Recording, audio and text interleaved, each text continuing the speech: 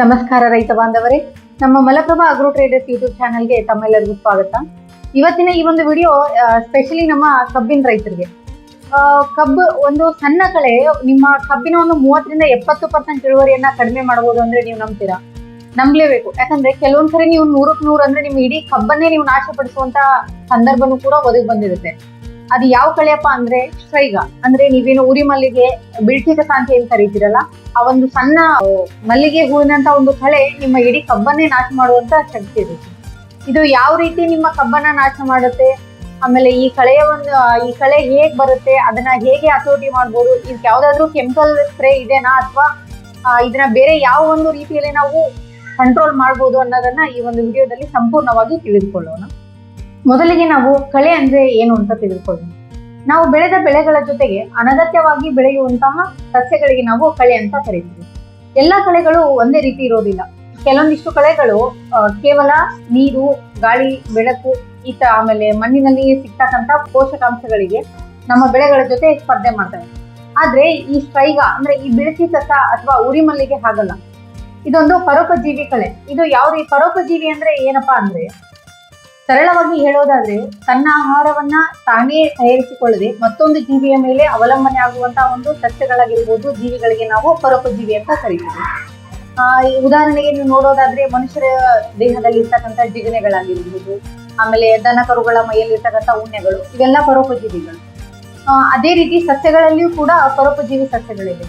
ಅದೇ ಇವಾಗ ಏನಿದು ಬಿಳ್ತಿ ಕಸ ಇದೆಯಲ್ಲ, ಇದು ಏನ್ ಮಾಡ್ತಪ್ಪ ಅಂದ್ರೆ ನಿಮ್ಮ ಕಬ್ಬಿನ ಒಂದು ಬೇರುಗಳಿಗೆ ಅಂಟಿಕೊಂಡು ಅದರ ಮುಖಾಂತರ ಪೋಷಕಾಂಶಗಳಾಗಿರ್ಬೋದು, ನೀರಾಗಿರ್ಬೋದು ಇವೆಲ್ಲವನ್ನ ಹೀರಿಕೊಂಡು ತನ್ನ ಒಂದು ಜೀವನವನ್ನ ಇದು ನಡೆಸ್ತದೆ. ನೆಕ್ಸ್ಟ್ ನಾವು ಈ ಸ್ಟ್ರೈಗ ಯಾಕೆ ಇಷ್ಟು ಅಪಾಯಕಾರಿ ಅಂತ ತಿಳಿದುಕೊಳ್ಳೋಣ. ಯಾಕೆ ಅಪಾಯಕಾರಿ ಅಂದ್ರೆ, ಇದು ಭೂಮಿಯ ಮೇಲೆ ಬರುವ ಮೊದಲೇ ತನ್ನ ಹಾನಿಯನ್ನ ಪ್ರಾರಂಭಿಸುತ್ತೆ. ನಿಮ್ಮ ಬೆಳೆ ಅಂದ್ರೆ ಕಬ್ಬಿನ ಬೆಳೆ ಆರೋಗ್ಯವಾಗಿ ತಂದ್ರೂ ಕೂಡ ಕಬ್ಬಿನ ಬೇರುಗಳಿಗೆ ಅಂಟಿಕೊಂಡು ಪ್ರತಿಯೊಂದು ಪೋಷಕಾಂಶ ಆಗಿರ್ಬೋದು, ನೀರಾಗಿರ್ಬೋದು ಪ್ರತಿಯೊಂದನ್ನು ಅದು ಹೀರ್ತಾ ಹೋಗುತ್ತೆ. ಇನ್ನು ಈ ಸ್ಟ್ರೈಗಾದ ಜೀವನ ಚಕ್ರ ನೋಡೋದಾದ್ರೆ, ಇದರ ಬೀಜಗಳು ಹಲವಾರು ವರ್ಷಗಳವರೆಗೆ ಭೂಮಿಯಲ್ಲಿ ಜೀವಂತವಾಗಿರ್ತವೆ. ಈ ಬೀಜಗಳು ಮೊಳಕೆ ಒಡೆಯೋದಿಲ್ಲ ಮಳೆ ಬಂದ ತಕ್ಷಣ. ಯಾಕಂದ್ರೆ ಇದಕ್ಕೆ ಸ್ಟ್ರೈಗೋಲ್ಯಾಕ್ಟೋನ್ಸ್ ಅಂತ ಒಂದು ಕೆಮಿಕಲ್ ಬೇಕಾಗುತ್ತೆ ಇದು ಮೊಳಕೆ ಹೊಡಿಬೇಕಂದ್ರೆ. ಈ ಸ್ಟ್ರೈಗೋಲ್ಯಾಕ್ಟನ್ಸ್ ಯಾವ್ಯಾವ ಬೆಳೆಗಳಲ್ಲಿ ಕಂಡು ಬರುತ್ತಪ್ಪ ಅಂದ್ರೆ, ಹುಲ್ಲು ಜಾತಿಯ ಬೆಳೆಗಳಾದಂತಹ ಕಬ್ಬಾಗಿರ್ಬೋದು, ಮೆಕ್ಕೆಜೋಳ, ರಾಗಿ, ಸಜ್ಜೆ ಇಂತಹ ಒಂದು ಹುಲ್ಲಿನ ಜಾತಿಯ ಬೆಳೆಗಳಲ್ಲಿ ಬೆಳೆಯ ಬೇರುಗಳಲ್ಲಿ ಈ ಸ್ಟ್ರೈಗೋಲ್ಯಾಕ್ಟೋನ್ಸ್ ಅಂತ ಒಂದು ಕೆಮಿಕಲ್ ರಿಲೀಸ್ ಆಗ್ತಾ ಇರುತ್ತೆ. ಇದು ಯಾವಾಗ ನೀವು ಕಬ್ಬು ಅಥವಾ ಮೆಕ್ಕೆಜೋಳ ಹಾಕಿದಾಗ ಬೇರುಗಳಲ್ಲಿ ಸ್ಟ್ರೈಗೋಲ್ಯಾಕ್ಟೋನ್ಸ್ ಯಾವಾಗ ಬಿಡುಗಡೆ ಆಗುತ್ತಲ್ಲ, ಆ ಟೈಮಲ್ಲಿ ಈ ಒಂದು ಬೀಜಗಳು ಎಚ್ಚೆತ್ಕೊಳ್ತವೆ. ನಮಗೆ ಈ ಒಂದು ಬೆಳೆಗಳಿಗೆ ನಾವು ಹೋಸ್ಟ್ ಕ್ರಾಪ್ ಅಂತ ಕರಿತೀವಿ. ನಮ್ಗೆ ಈಗ ಸ್ಟ್ರೈಗೋಲ್ಯಾಕ್ಟೋನ್ಸ್ ಈ ಕೆಮಿಕಲ್ ಸಿಗ್ತಾ ಇದೆ, ನಾವು ಇನ್ನು ಮೊಳಕೆ ಹೊಡಿಬಹುದು ಅಂತ ಈ ಬೆಳೆಗಳಿಗೆ ಈ ಒಂದು ಸ್ಟ್ರೈಗಾಕ್ಕೆ ಗೊತ್ತಾಗುತ್ತೆ. ಅವಾಗ ಏನ್ ಮಾಡ್ತಾವಪ್ಪ ಅಂದ್ರೆ, ಈ ಸ್ಟ್ರೈಗಾ ಬೀಜಗಳು ಈ ಒಂದು ಬೇರುಗಳಿಗೆ ಅಂಟಿಕೊಂಡು ಮೊಳಕೆ ಹೊಡಲಿಕ್ಕೆ ಪ್ರಾರಂಭ ಮಾಡ್ತವೆ. ಮೊಳಕೆ ಹೊಡೆದ ತಕ್ಷಣ ಪ್ರತಿಯೊಂದು ಅಲ್ಲಿ ಹ್ಯಾಸ್ಟೋರಿಯಂ ಅಂತ ಒಂದು ಅಂಗವನ್ನ ಸೃಷ್ಟಿ ಮಾಡ್ತವೆ. ಅಂದ್ರೆ ಆ ಬೇರುಗಳಿಗೆ ಒಂದು ಗಂಟಿನ ರೂಪದಲ್ಲಿ ಒಂದು ಹ್ಯಾಸ್ಟೋರಿಯಂ ಅಂತ ಒಂದು ಅಂಗ ಅಂಟುಕೊಳ್ಳುತ್ತೆ.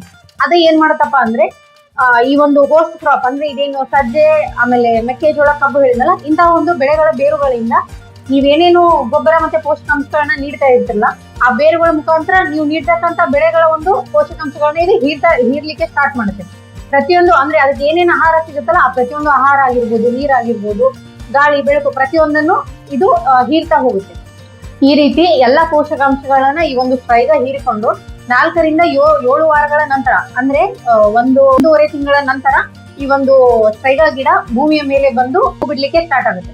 ಈ ಒಂದು ಸ್ಟ್ರೈಗ ಗಿಡದಿಂದ ಲಕ್ಷಾಂತರವರೆಗೂ ಬೀಜಗಳು ಉತ್ಪತ್ತಿ ಆಗುವಂತ ಚಾನ್ಸ್ ಇರುತ್ತೆ. ಸೊ ಹಾಗಾಗಿ ಎಲ್ಲಿ ಗಿಡ ಕಾಣುತ್ತಲ್ಲ ಅವಾಗ್ಲೇ ನೀವು ಕಿತ್ತು ಹೋಗಿಬೇಕಾಗುತ್ತೆ. ಇನ್ನು ಈ ಸ್ಟ್ರೈಗ ಹೇಗೆ ಹರಡುತ್ತೆ ಅಂತ ತಿಳಿದುಕೊಳ್ಳೋಣ. ಬಹಳಷ್ಟು ಜನ ರೈತರು ಏನಂತಾರಪ್ಪ ಅಂದ್ರೆ, ಗಾಳಿಯ ಮುಖಾಂತರ ಇದು ಹರಡುತ್ತೆ ಅಂತ ತಿಳಿತಾರೆ. ಆದ್ರೆ ಇದು ಸಂಶೋಧನೆ ಪ್ರಕಾರ ನೋಡಿದಾಗ ಜಾಸ್ತಿಯಾಗಿ ಹರಡೋದು ಯಾವ್ದ್ರಿಂದಪ್ಪ ಅಂದ್ರೆ, ನೀವು ಕಲುಷಿತ ಬೀಜಗಳು ಅಂದ್ರೆ ನೀವು ಬೀಜಗಳು ಅಂದ್ರೆ ಕಬ್ಬು ನೆಡ್ಬೇಕಾದ್ರೆ ಬೀಜಗಳ ತರ್ತಿರಲ್ಲ, ಅದ್ರ ಮುಖಾಂತರನು ಹರಡೋ ಚಾನ್ಸ್ ಇರುತ್ತೆ.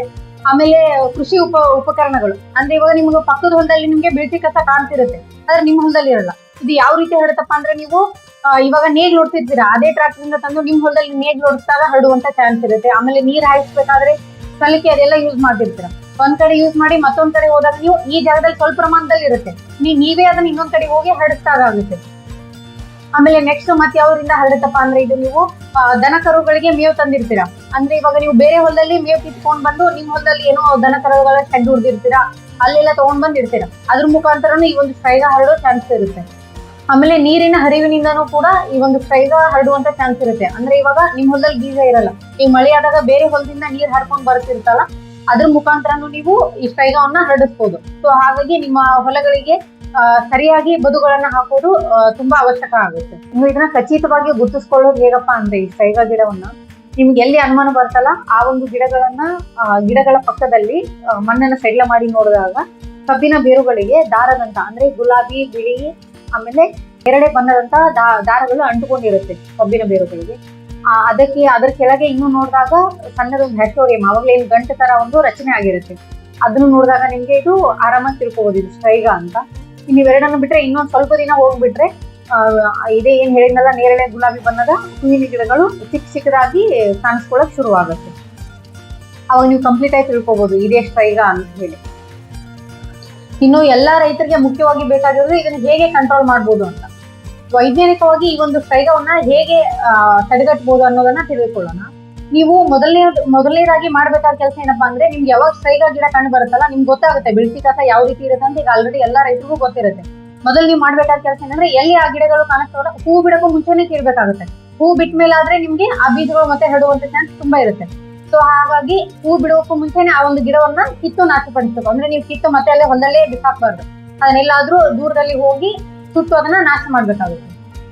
ಎರಡನೇದಾಗಿ ಏನ್ ಮಾಡ್ಬೇಕಪ್ಪ ಅಂದ್ರೆ ಸಮತೋಲನ ಗೊಬ್ಬರವನ್ನ ನೀಡಬೇಕಾಗುತ್ತೆ. ನೀವು ಸಂಶೋಧನೆ ಪ್ರಕಾರ ನೈಟ್ರೋಜನ್ ಎಲ್ಲಿ ಹೆಚ್ಚಾಗಿರುತ್ತಲ್ಲ ಆ ಒಂದು ಭೂಮಿಯಲ್ಲಿ ಈ ಒಂದು ಸ್ಟ್ರೈಗ ಕಡಿಮೆ ಕಂಡು ಬರುತ್ತೆ. ಸೊ ಹಾಗಾಗಿ ನೀವು ಏನ್ ಮಾಡ್ಬೇಕಪ್ಪ ಅಂದ್ರೆ ಸರಿಯಾದ ಪ್ರಮಾಣದಲ್ಲಿ ಗೊಬ್ಬರವನ್ನ ನೀಡ್ತಾ ಹೋಗ್ಬೇಕು. ನೆಕ್ಸ್ಟ್ ಮೂರನೇದಾಗಿ ನೀವು ಬೆಳೆ ಪರಿವರ್ತನೆಯನ್ನ ಮಾಡ್ಬೇಕು. ಈಗ ಯಾವ ರೀತಿ ಅಂದ್ರೆ ಹುಲ್ಲಿನ ಜಾತಿಯ ಒಂದು ಗಿಡಗಳಿಂದ ಈ ಸ್ಟ್ರೈಗೋಲ್ಯಾಕ್ಟೋನ್ಸ್ ಅನ್ನೋ ಒಂದು ಕೆಮಿಕಲ್ ಬರ್ತಾ ಇರೋದ್ರಿಂದ ಈ ಒಂದು ಬೆಳೆಗಳು ಅಂದ್ರೆ ಹುಲ್ಲು ಹಚ್ಚುತ್ತಿರ್ತಾರಲ್ಲ ಆ ಹುಲ್ಲು ಹಚ್ಚೋದನ್ನ ಬಿಡಬೇಕಾಗುತ್ತೆ. ಆಮೇಲೆ ಸಜ್ಜೆ, ರಾಗಿ ಇಂತಹ ಒಂದು ಬೆಳೆಗಳನ್ನ ಬಿಟ್ಟು ದ್ವಿದಳ ಧಾನ್ಯಗಳು ಅಂದ್ರೆ ಪಲ್ಸ್ ಕ್ರಾಪ್ಸ್ ಏನೇನ್ ಬರ್ತಾವಲ್ಲ, ಆಮೇಲೆ ಹೆಸರು, ಉದ್ದು, ತೊಗರಿ, ಅಲಸಂದೆ ಇಂತಹ ಒಂದು ಬೆಳೆಗಳನ್ನ ಬೆಳೆಯೋದ್ರಿಂದ ಈ ಒಂದು ಸ್ಟ್ರೈಗವನ್ನ ಕಂಟ್ರೋಲ್ ಮಾಡಬಹುದು. ಯಾಕಂದ್ರೆ ಈ ಒಂದು ಬೇರುಗಳಿಂದ ಈ ಸ್ಟ್ರೈಗೋಲ್ಯಾಕ್ಟೋನ್ಸ್ ಅನ್ನೋ ಕೆಮಿಕಲ್ ಬಿಡುಗಡೆ ಆಗುವುದಿಲ್ಲ. ಆಮೇಲೆ ಇನ್ನೊಂದು ಏನ್ ಬೆನಿಫಿಟ್ ಅಪ್ಪ ಅಂದ್ರೆ ಈ ಪಲ್ಸ್ ಕ್ರಾಪ್ಸ್ ಬೆಳೆಯೋದ್ರಿಂದ ಇದರಲ್ಲಿ ನೈಟ್ರೋಜನ್ ಫಿಕ್ಸಿಂಗ್ ಬ್ಯಾಕ್ಟೀರಿಯಾ ಇರುತ್ತೆ. ಇನ್ನು ನಾಲ್ಕನೇದು ಸ್ಟ್ರೈಗ ಮುಕ್ತ ಅಂದ್ರೆ ಯಾವ ಒಂದು ಹೊಲದಲ್ಲಿ ಸ್ಟ್ರೈಗ ಕಳೆ ಇರೋದಿಲ್ಲಲ್ಲ ಅಂತಲ್ಲಿ ಒಂದು ನೀವು ಸಸಿಗಳನ್ನ ಮಾಡಿ ನೆಡ್ಬೇಕಾಗುತ್ತೆ. ಇಲ್ಲ ಅಂದ್ರೆ ಈಗ ಬೇರೆ ಹೊಲದಲ್ಲಿಂದ ತಗೊಂಡ್ಬಂದಾಗ ಅಲ್ಲಿ ಸ್ಟ್ರೈಗ ಇದ್ರೆ ಇನ್ನೂ ಜಾಸ್ತಿ ಆಗುವಂತ ಚಾನ್ಸಸ್ ತುಂಬಾ ಇರುತ್ತೆ. ಸೊ ಹಾಗಾಗಿ ಇದೊಂದು ಸ್ಟ್ರೈಗ ಅನ್ನೋದು ಸಾಮಾನ್ಯ ಕಳೆ ಅಲ್ಲ. ಆರಂಭದಲ್ಲಿ ನಿಮ್ಗೆ ಹೇಗೆ ಗುರುತಿಸೋದು, ಆಮೇಲೆ ಯಾವ ರೀತಿ ಇದನ್ನ ಕಂಟ್ರೋಲ್ ಮಾಡೋದು ಪ್ರತಿಯೊಂದನ್ನ ಹೇಳಿದೀವಲ್ಲ. ಸೊ ಹಾಗಾಗಿ ನೀವು ಆರಂಭದಲ್ಲಿ ಈ ಒಂದು ಗಿಡಗಳನ್ನ ಕಿತ್ತು ನಾಶಪಡಿಸುವುದು ಇದಕ್ಕೆ ಸರಿಯಾದ ಒಂದು ತಡೆಗಟ್ಟುವ ಕ್ರಮ. ಈಗ ನೀವು ಎಲ್ಲಾ ರೈತರು ಕೇಳ್ತಿರ್ತೀರಾ ಇದನ್ನ ಯಾವ್ದಾದ್ರು ಒಂದು ರಾಸಾಯನಿಕ ಇದ್ರೆ ಹೇಳಿ ಅದನ್ನ ಕಂಟ್ರೋಲ್ ಮಾಡ್ತೀವಿ, ಎಲ್ಲಿದ್ರು ಹೋಗಿ ತಗೊಂಡ್ ಬರ್ತೀರಾ ಅಂತ ನೀವೆಲ್ಲ ರೈತರು ಅಂಗಡಿಗೆ ಬಂದಾಗ ಕೇಳ್ತಾ ಇರ್ತೀರಾ. ಇದಕ್ಕೆ 100ಕ್ಕೆ 100ರಷ್ಟು ಪರಿಣಾಮಕಾರಿಯಾದಂತ ರಾಸಾಯನಿಕ ಯಾವುದೂ ಇಲ್ಲ. ನೀವು ಯಾವುದೇ ಒಂದು ರಾಸಾಯನಿಕ ಅಂದ್ರೆ ಕಳೆನಾಶಕವನ್ನ ಸಿಂಪಡಿಸಿದಾಗ ಅದ್ರ ಮೇಲೆ ಎಲೆ ಮುದುರ್ದಾಗ ಕಾಣ್ಬೋದು, ಆದ್ರೆ ಇದು ಬೇರೆಗೆ ಅಂಟಿಕೊಂಡಿರೋದ್ರಿಂದ ಮತ್ತೆ ಹರಡುವಂತ ಚಾನ್ಸ್ ತುಂಬಾ ಇರುತ್ತೆ. ಸೊ ಹಾಗಾಗಿ ನೀವು ಆರಂಭದಲ್ಲೇ ಇದನ್ನ ಗುರುತಿಸೋದ್ರಿಂದ ಆಮೇಲೆ ಬೆಳೆ ಪರಿವರ್ತನೆ ಮಾಡೋದ್ರಿಂದ ಇದನ್ನ ಕಂಟ್ರೋಲ್ ಮಾಡ್ಬೋದು. ಬಿಟ್ರೆ ಇದು ಯಾವುದೇ ಇದಕ್ಕೆ ರಾಸಾಯನಿಕ ಕೆಮಿಕಲ್ ಇಲ್ಲ. ಇದೇ ರೀತಿ ಕೃಷಿ ಸಂಬಂಧಿತ ಹೆಚ್ಚಿನ ಮಾಹಿತಿಗಳಿಗಾಗಿ ಹಿಂದೆ ನಮ್ಮ Malaprabha agro traders YouTube channel ಅನ್ನ ಸಬ್ಸ್ಕ್ರೈಬ್ ಮಾಡಿ. ಇನ್ನು ನೆಕ್ಸ್ಟ್ ವಿಡಿಯೋದಲ್ಲಿ ನಾವು ಯಾವ ಒಂದು ವಿಷಯದ ಬಗ್ಗೆ ವಿಡಿಯೋ ಮಾಡಬೇಕು ಅಂತ ಕಮೆಂಟ್ ಮಾಡಿ. ಧನ್ಯವಾದಗಳು.